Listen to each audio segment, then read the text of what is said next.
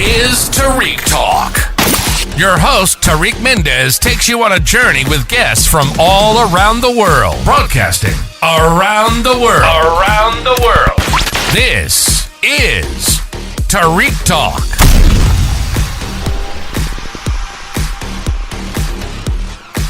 Alright guys, today I'm here at Art on Paper Fair with Picture Gallery on booth F11. How are you today? I'm very good. Thank you so much. Good. Thank you so much for participating on the podcast. Do you want to tell us a little bit about your booth? Yes, absolutely. Well, I'm Denise Jones-Adler, and this is Picture Gallery. We're a collective gallery in Chelsea, in the Fine Arts Building on 27th Street, 547 West 27th Street, Suite 204. And we are an artist-run gallery. We actually have 32 members. 15 or so are full members, so that means they get to do a group show during the year. And the rest are affiliate members, so we have 2 gallery spaces, so they get to be in 4 group shows during the year. Oh, that's lovely. Yeah. And can you tell us when your gallery was founded? Our gallery was founded in 2020. Actually, 2020, we started as an online gallery, and then we opened our physical space in May of 2021. Oh, nice. Congrats. Yeah. And is this your first time being on the Art on Paper Fair? It's our second year. Second year? Yeah. Oh, congrats. Yeah. Do you know how many artists' work you have here? Like how many artists are displaying on the booth? In this booth today, we have 14 artists. 14 artists? Yeah. Okay, that's very nice. And these are all artists that are participants in the gallery, correct? Yep. Okay. And then would you mind telling us a little bit, like how did you come to create the gallery? Like, was there a demand for such a space? A lot of us had been in cooperative galleries over the years, and so we decided, and it's difficult to be in a cooperative gallery. Like you don't have a lot of voice, and you don't get a lot of support. So our model became, when we decided to do this, the model was to be more proactive and more interactive and have more control. So, and we wanted to do more with artistic overlaps. So we do salons. Part of our mission is to do salons. So we invite dancers, musicians, writers, actors to come and perform once a month in our space. So it's a great way for people to interact with the art, and also to have, sort of like that, the art interacting with the music, or the art interacting with the poetry, or actors acting around with art as their backdrop is like very inspiring. I love for that. everybody. Yeah, for everybody. And are you an artist yourself? Yes, I am. Yeah. And are you just playing your work here at the booth? Yes, absolutely. Can you tell us a little bit about your work, and I'll make sure to share it on Instagram? I am a mixed media collage artist. Okay. And that's one of my pieces over there. Wow. It's called Goddesses Only Want to Have Fun. Or Goddesses Just Want to Have Fun, excuse me. And it's was done in 2015. Basically, I work with torn paper, photographs, and I also paint and use garbage from the street. Yeah. Oh wow. And basically create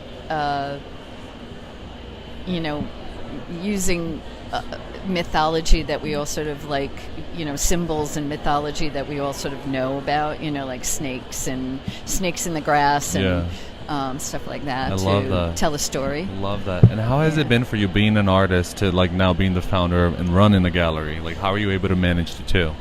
It's hard. It's hard, yes, I can imagine. It's a lot of work. I guess I really like to work. Yeah. Because I, it's like it drives me. I go to the studio when I can. My kids have told me recently that they think I'm ADHD. Who isn't it these days, right? So I am, sort of like always saying, "Oh, I got to do this," and it works with this particular life that I've put myself in. Yeah, I love that. So. And how do ideas come to you? Because looking at your work, it's so creative. There's like such a wild imagination. How do ideas come to you? Well, I'm inspired by, inspired and, freaked out by the news, and the news is that we all get bombarding us all the time. So I try to use all that stuff to that I'm processing, and we're all processing constantly, and make lemonade. Oh, I love that. So literally I take the newspapers and the magazines and tear them up and reposition them to tell a story that maybe is more interesting than the one that I'm getting. Yeah, I like that. And makes some positive news out of. And what's your creative process like when you show up to the studio? Are you able to like get to work right away, or you need to like sit down, have a coffee, meditate a little bit? Meditate a little bit. I listen to a large selection of like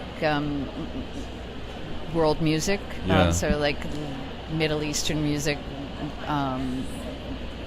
Japanese pop, raw African pop, and try to and different things kind of inspire me. So like and like all those I'm into Jungian psychology and mythology and that kind of stuff. So I try to reprocess. I used to say that I wanted to create, like, we don't have a mythology these days. We kind of lost our mythology. We have comic books. That's the closest, right? Yeah.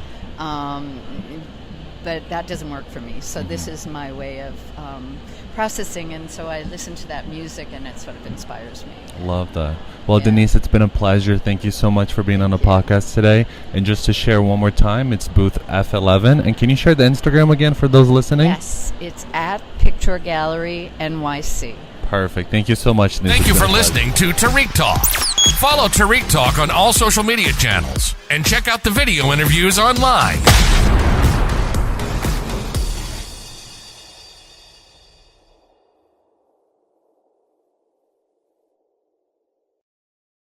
This is Tarik Talk. Your host, Tarik Mendes, takes you on a journey with guests from all around the world. Broadcasting around the world. Around the world. This is Tarik Talk.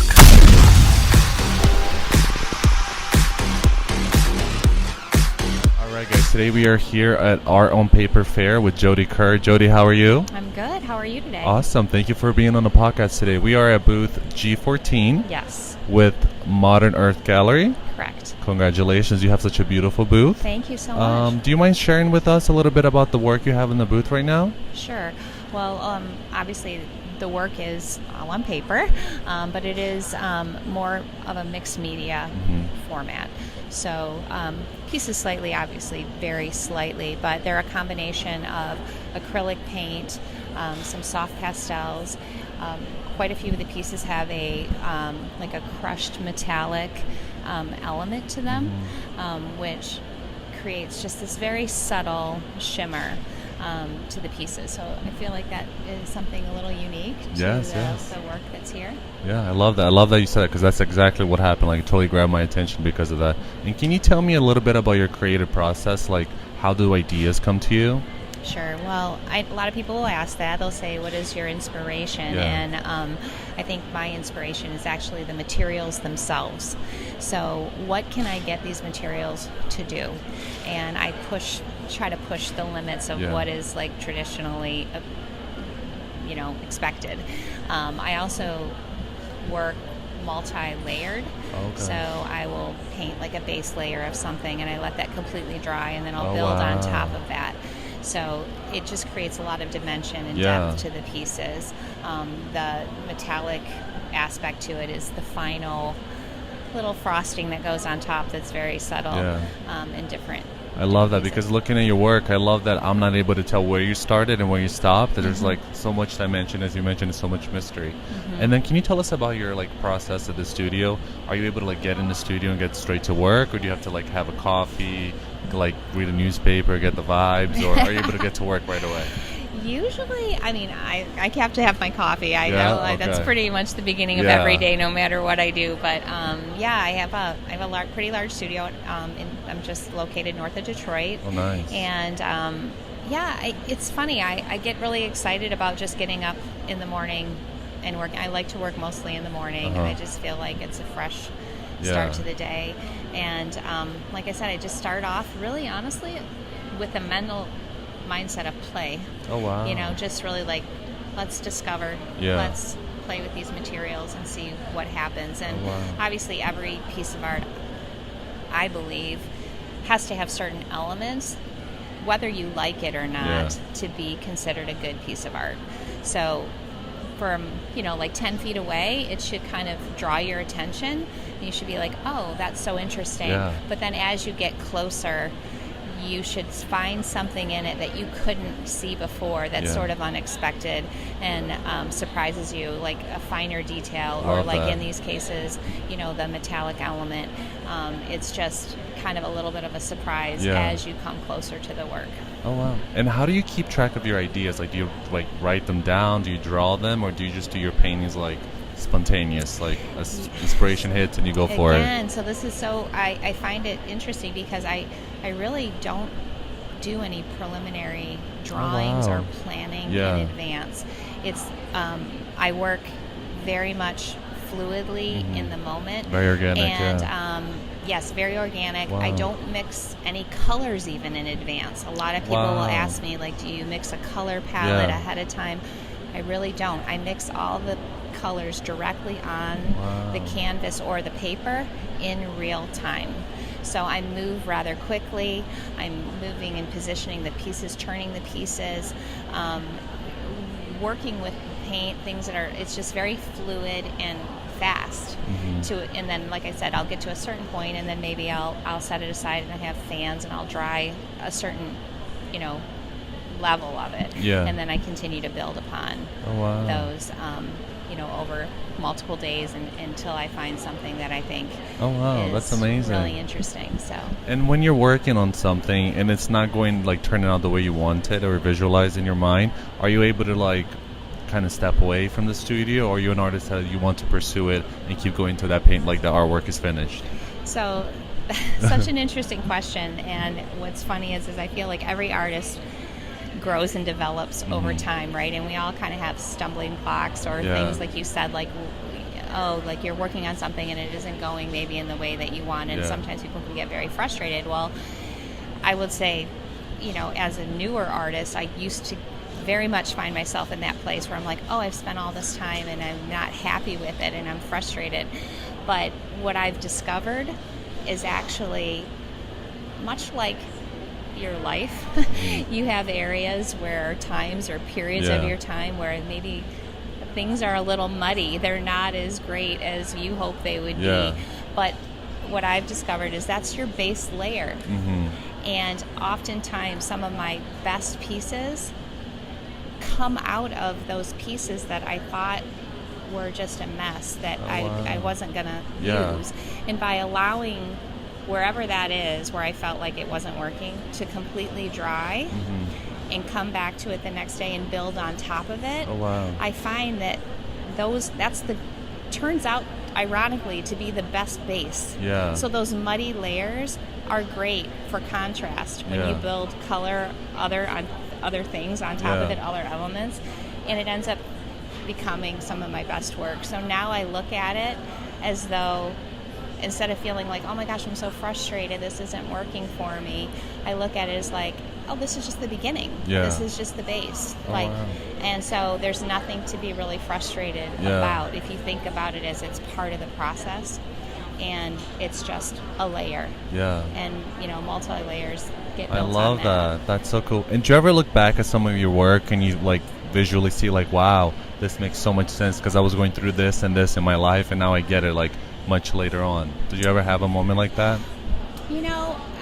It's interesting. I mean, yes, I will say yes, but ironically, like I said, because I don't plan and I don't necessarily draw or do studies, and I'm not intentional about oh, I want this to be a floral or I want this to be a landscape.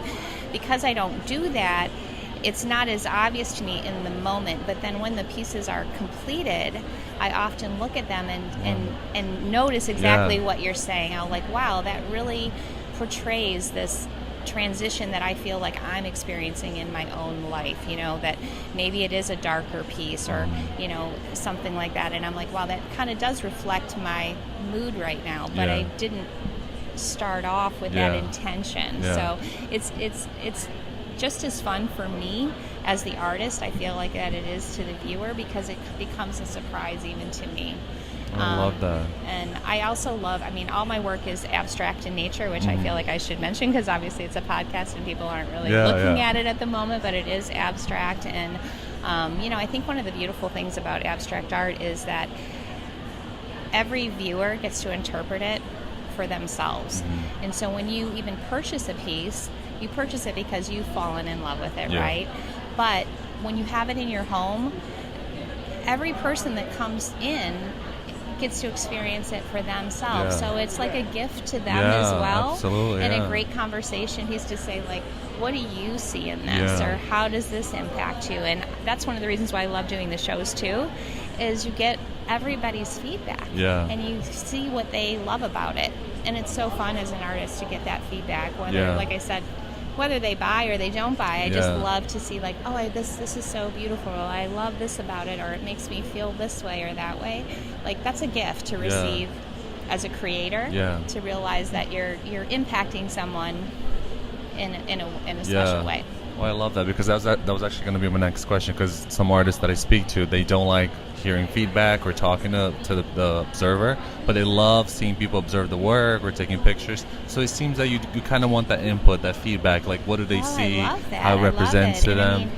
So even this slight metallic element that is in these pieces is a newer technique for me, and it's been great to just see people how they're drawn to it, and they love the subtlety of it and the mood that it creates. And so it's just special to me, I think, just to see, like, oh, I'm spending all this time, I'm working on these pieces, I'm putting so much of myself into it, but you don't know how it's going to be received. And to kind of come to a place where you have all these different people from ages, different walks of life, whatever it is, and to see that it's affecting people and they're drawn to it, and in a sea of all this beautiful art, that someone is drawn to come in and stop and take a look and spend a few minutes with you.